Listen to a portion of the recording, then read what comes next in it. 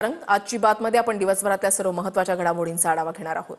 15 ऑगस्टला मांसाहार विक्री बंदचा निर्णय काँग्रेस काळामधला असं सरकारचं म्हणणं आहे। 12 मे 1988 रोजी तत्कालीन काँग्रेस सरकारनं निर्णय घेतला।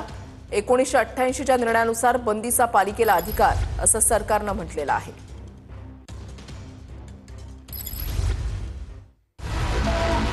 महाराष्ट्रामध्ये काही महापालिकांमध्ये 15 ऑगस्ट रोजी कत्तलखाने आणि मांसाहार विक्रीची दुकानं बंद ठेवण्याचा निर्णय घेतला, पण तो निर्णय आजचा नाहीये।